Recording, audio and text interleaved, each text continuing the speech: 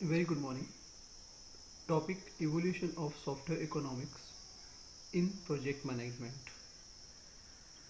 Semester 6 code है CS604 RGPV Bhopal unit 1 conventional software management.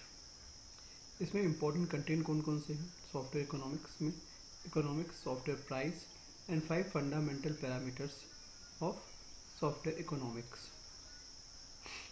आप लोगों का स्वागत है सुमित जैन चैनल में प्रोजेक्ट मैनेजमेंट। अगर आपने अब तक मेरा चैनल सब्सक्राइब नहीं किया हो तो please subscribe my channel. Today मतलब International Museum Day 2020 18th May, created in 1977 and coordinated by International Council of Museum. The International Museum Day is celebrated annually on the 18th of May 2020. The day is meant to promote the importance of museums in community and their dedications toward the purpose of education, study and employment. Thousands of museums located in almost 100 countries participate in the International Museum Day. This is called the International Museum Day. जो all over world में मतलब near about 100 companies are celebrated this day as an International Museum Day. Evolution of Software Economics. सब पहले समझते हैं कि economics होता क्या है। इकोनॉमिक्स क्या होता है? Is a social science concern essentially with description of and analysis of the production, distributions and consumptions of goods and services. तो इकोनॉमिक्स का एक सोशल साइंस है, ब्रांच है या बोलते हैं डिसिप्लिन है सोशल साइंस की, जो कंसर्न किसकी करती है? एसेंशियल विद डिस्क्रिप्शंस को कंसर्न कर, एसेंशियल विद डिस्क्रिप्शंस को, एनालिसिस ऑफ प्रोडक्शन को, प्रोडक्शन के एनालिसिस को, डिस्ट्रीब्यूशंस को and consumptions of goods and service. मतलब अब हम ये बोलते हैं कि एनालिसिस क्या करना है प्रोडक्शन का। आप एनालिसिस प्रोडक्शन कैसे कर सकते हैं, डिस्ट्रीब्यूशन कैसे कर सकते हैं, consumption of goods and service का मतलब है मतलब पहले तो क्या है, जो भी गुड्स है या जो भी ऑब्जेक्ट है जिसको हम मार्केट में बेच रहे हैं उसको पहले डिस्क्रिप्शन होना जरूरी है। जैसे फॉर एग्जाम्पल कंप्यूटर है, तो कंप्यूटर में क्यों बेचना चाहिए, उसकी फैसिलिटीज़ क्या है, उसके फीचर्स क्या है, आपको बताना पड़ेंगे। और फिर एनालिसिस क्या होगी, उसका प्रोडक्शन, जो भी प्रोडक्शन हो रहा है वो क्वालिटी वाइज है या नहीं, और जिसका डिस्ट्रीब्यूशन हो रहा है मार्केट में वो सही है या नहीं, और मार्केट में इसकी खपत, गुड्स की जो खपत हो रही है या नहीं, मतलब मार्केट में बिक रहा है या नहीं, मतलब प्रॉफिट मिल रहा है या नहीं, ये सब चीज़ हम देखेंगे थ्रू इकोनॉमिक्स। अब economics is the study of how people make decision in resources limited situation.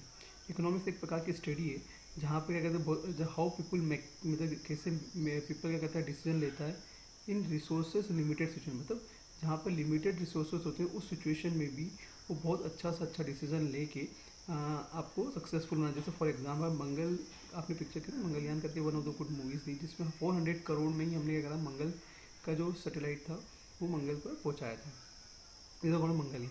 तो आपने वहाँ देखा था कितने मिनिमम अमाउंट पे हमने कितना बेहतरीन काम किया, सक्सेसफुल काम किया था। This are called economics. ठीक है ना, वहाँ पर हम इकोनॉमिक्स स्टडी कर सकते हैं, एनालिसिस कर सकते हैं आप। ठीक है, और सक्सेसफुल रहा वो हमारा। नेक्स्ट है सॉफ्टवेयर इकोनॉमिक्स। अब सॉफ्टवेयर इकोनॉमिक्स होता क्या है? ये तो इकोनॉमिक्स की बात थी। अब software economics is situated at intersection of information economics and software design and engineering. Economics का एक सिचुएटेड है मतलब at intersection of information economics and software design and engineering के बीच में सिचुएटेड है। ठीक है ना। The goal is to understand, अब गोल क्या है इसका, understand the relationship between the economics objectives, constraints and condition and technical software issues के जो बीच में जो रिलेशनशिप्स उसको अंडरस्टैंड करना, समझ में। फिर then use this understand and to improve software productivity, और इसके बेसिस पे हम जो ये जो रिलेशनशिप है उसके बेसिस पे क्या करेंगे, इसे समझने के बाद क्या करेंगे, हम इम्प्रूव करेंगे इसके सॉफ्टवेयर की प्रोडक्टिविटी को इम्प्रूव करेंगे। तो ये आपने देखा होगा कि मार्केट में जो मार्केट में जो प्रोडक्ट्स लॉन्च होते हैं तो फर्स्ट टाइम होता है, कई बार वो प्रोडक्ट सही नहीं होते हैं तो उसको वापस सेकेंड टाइम फिर सही करते हैं और फिर उसको वापस रीवर्जन से बेचते हैं जिससे और वो ज़्यादा से ज़्यादा बिकी। ठीक है ना। ऐसे कई बहुत सारे एग्जांपल्स है इसके, जैसे निनो का इज़ वेरी गुड एग्जांपल्स है यार, mobile is a very good example है यार। जो पहली बार जो बनते हैं और जो सेकेंड टाइम फिर री बनाते हैं तो वो क्या करते हैं, मार्केट जो भी कस्टमर उससे रिव्यू लेते हैं और पर्टिकुलरली डिवाइस का, और वो प्रॉब्लम वहाँ सॉल्व की जाती है। तो this is the examples of software economics. अब बात करते हैं सॉफ्टवेयर प्राइस की।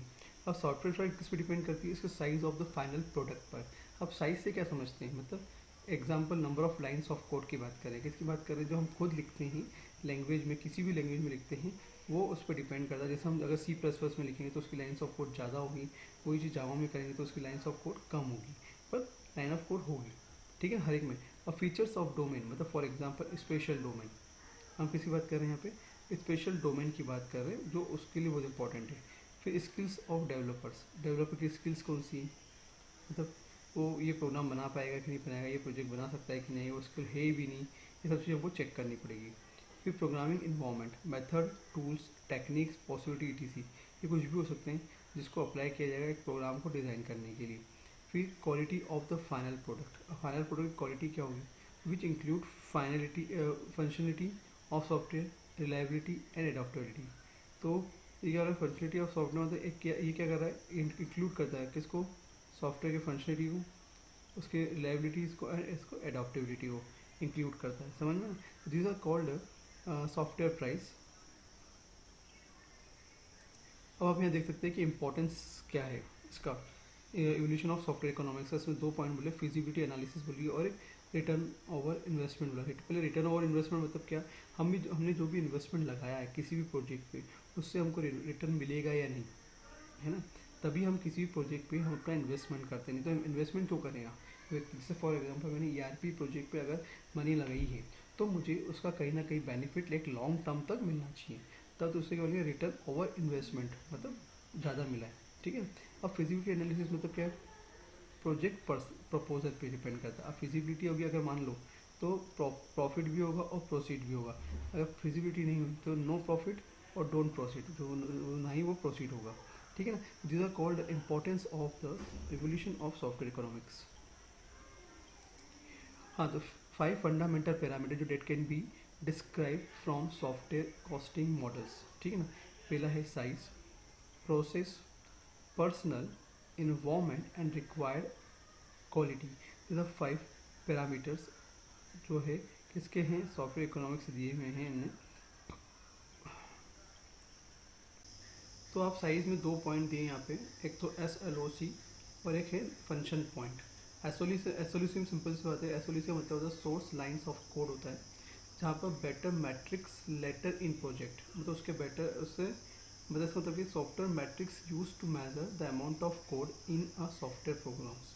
मतलब सिंपल सी बात है कि अगर आपने लाइन ऑफ कोड जितने लिखेंगे उसके हिसाब से क्या होगा, उसकी प्रोग्रामिंग होगी, उसके हिसाब से उसकी मेजरमेंट होगा साइज़ का, और उसी के हिसाब से उसकी कॉस्टिंग भी होती है। जितने लाइन ऑफ कंट्रोल कम होंगे उसके हिसाब से कॉस्टिंग भी इफेक्ट, लाइन ऑफ जैसे फॉर एग्जांपल अभी नई नई टेक्निक्स आ गई है तो लाइन ऑफ जो होती है कोडिंग जो होती है वो क्या हो जाती है, कम हो जाती है।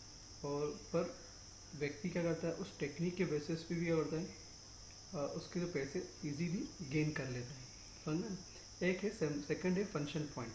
अब फंक्शन पॉइंट में क्या होता है, better metrics earlier in project, ठीक है।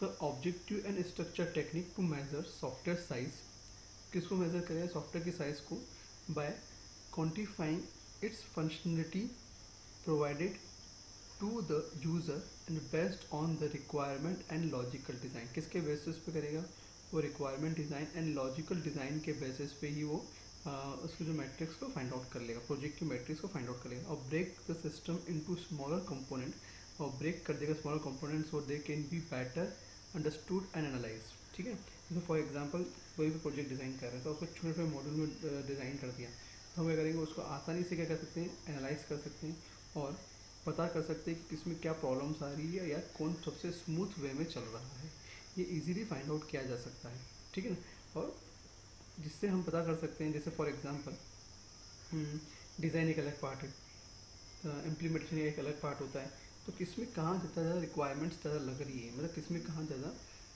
टाइमिंग लग रहा है, हम यहाँ पर टाइमिंग की बात कर रहे हैं, तो ये हमको इजीली समझ में आ जाता है, ठीक है। नेक्स्ट है process, the method and techniques use to achieve goal, its mean software project. अब जो मेथड और टेक्निक हमने यूज़ कर रहे हैं किसको, टू अचीव गोल, जो भी हमने प्रोडक्ट बना रहे हैं वो सही है या नहीं, सॉफ्टवेयर का जो प्रोडक्ट है वो सही है या नहीं, हमको यहाँ पे सब चीज़ स्पेसिफाई करनी पड़ेगी। जैसे फॉर एग्जांपल कई बार प्रोजेक्ट बनाते हैं लोग, पर टेक्निक्स और जो भी लगते हैं मेथड लगाते हैं वो कई बार ऐसी लगा देते हैं कि जिससे वो व्यक्ति खुद ही उलझ जाता है, कॉम्प्लेक्स बनता है, कॉम्प्लेक्सिटी इसकी खुद की उलझ जाती है, वो लंबा बन जाता है और कई बार तो बनता भी नहीं है है ना। अब तो इसके लिए हमको कोई भी प्रोजेक्ट बनाने से पहले हमको ये सब चीज़ पहले ये इट इज़ रिक्वायरमेंट, एक प्रकार की रिक्वायरमेंट है जो हम पहले से एनालिसिस कर सकते हैं कि हम इस पॉइंट पे कौन सी मेथड लगाएंगे कि जिससे मुझे इजीली मेरा ये गोल फाइंड आउट हो जाए।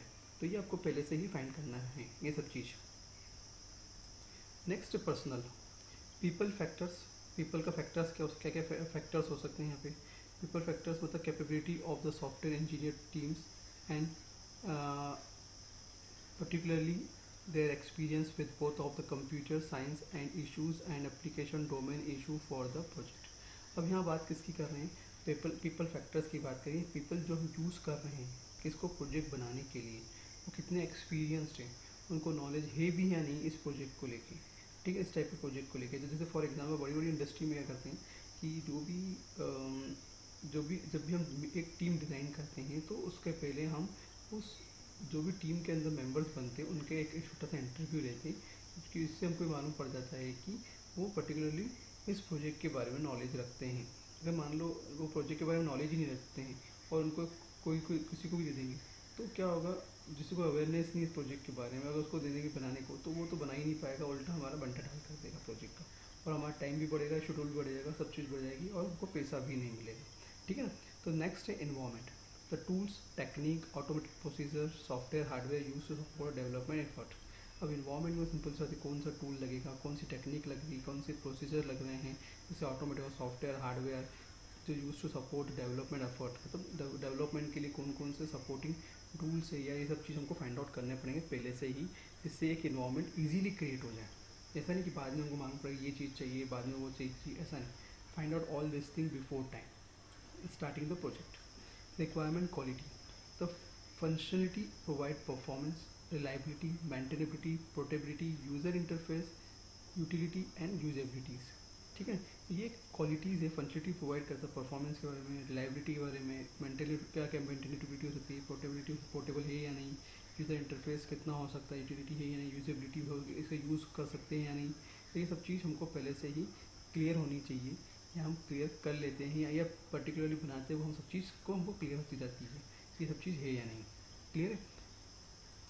Parameter relationships, the relationship among their parameters in modelling the estimate effort can be express as function as follows, मतलब effort equal to size, process, personal, environment and quality. इन सब पांचों जो factors थे इन सब का जब हम एक साथ अप्लाई करते हैं तब जाके हमारे एक एफर्ट्स लगता है। मतलब ये पांचों फैक्टर्स बहुत इंपॉर्टेंट है, बिना पांचों फैक्टर्स के हम किसी भी सॉफ्टवेयर को डिज़ाइन नहीं कर सकते हैं, ये इनके बीच में रिलेशनशिप होना बहुत ज़रूरी है, ये कहने का मतलब है। तो several parametric model have been developed to estimate software cost, all of them can be generally abstract into this one important aspect of software economics is that the relationship between effort size exhibits a diseconomy of scale. The diseconomy of scale of software development is a result of the process exponent begin greater than 1.0. Contrary to most manufacturing process, the most software built, the more expensive it per unit items। तो एक बात ध्यान रखना कि जो भी है, अगर मान लो इनके बीच में प्रॉपर रिलेशनशिप नहीं हुई तो हमारी कॉस्टिंग भी बढ़ सकती है, और इनके बीच में रिलेशनशिप सही रही तो हमको कॉस्ट हमारी हमने जो कॉस्टिंग दी है वो तो है ही, पर उससे हमको कहीं अधिक गेनिंग भी हो सकती है, प्रॉफिट भी मिल सकता है हमको, ठीक है ना। तो ये ध्यान रखना पड़ेगा। यहाँ पर एक एग्जांपल दिया है कि 8 मंथ में मतलब staffing profile and activity mix. तो यहाँ पे कुछ ऐसा एक ग्राफ जैसा दिखाई दे रहा है आपको, जहाँ पे 8 मंथ में क्या हो रहा है, प्लान एंड रिक्वायरमेंट पहला पॉइंट है। तो हम क्या कर रहे हैं 8 मंथ तक क्या कर रहे हैं, प्लानिंग रिक्वायरमेंट ही कर रहे हैं, कोई भी बड़ा प्रोजेक्ट लिया उसके लिए, ठीक है ना। फिर नेक्स्ट 8 मंथ क्या करा, प्रोडक्ट को डिज़ाइन किया, तो वहाँ पे भैया 8 या 9 लिखे ना, तो यहाँ कितने पब्लिक की ज़रूरत पड़ी, 9 लोगों की ज़रूरत पड़ी है। फिर कितने 20 लोगों की ज़रूरत पड़ी डिज़ाइनिंग में। अब उसी तरह डिटेल डिज़ाइन में 56 की, और फिर कोड एंड यूनिट टेस्टिंग में भी 56 या 58 लोगों की ज़रूरत पड़ रही है, और फिर इंटीग्रेशन एंड टेस्टिंग में कम लोगों की ज़रूरत पड़ रही है। तो यहाँ हम बोल सकते हैं कि रिक्वायरमेंट एनालिसिस 36, द स्टाफ जो होगा मंथ का होगा 36 and 4%, product design 108 12%, preparing 44% 398, testing planning 54 6%, verification and validation 14% 126, project office 63 7%, and coding and management and quality जो भी एश्योरेंस है वो 7%, एंड लास्ट है मैनुअली जो भी है वो है 6% है, वो 54। तो ये एक प्रकार से क्या है बताया गया है कि किस तरह का स्ट्रक्चर है, किसको कहाँ कहाँ कितने लोगों की ज़रूरत पड़ेगी प्रोजेक्ट को लेके। हर जगह हर प्रोजेक्ट में सभी टीम्स मेंबर की ज़रूरत नहीं होती है, तो वो डिपेंड करता है कहाँ कितने लोगों की ज़रूरत पड़ी, आपको पहले से क्लियर होना चाहिए। तभी हम उस प्रोजेक्ट के हिसाब से हम क्या कर सकते हैं, डीलिंग कर सकते हैं सामने वालों को, और हम अपने प्रोजेक्ट की साइज़ के हिसाब से उसकी क्वालिटी भी मेंटेन कर सकते हैं, और सामने वाले को हम उसकी प्रोजेक्ट की कॉस्ट भी बता सकते हैं, कॉस्टिंग भी बता सकते हैं, और कितने टाइम में हमारा प्रोजेक्ट कंप्लीट होगा। तो ये सब चीज़ पार्ट का रिक्वायरमेंट गेटिंग का सबसे इंपॉर्टेंट पॉइंट है। ठीक है, थैंक यू वेरी मच।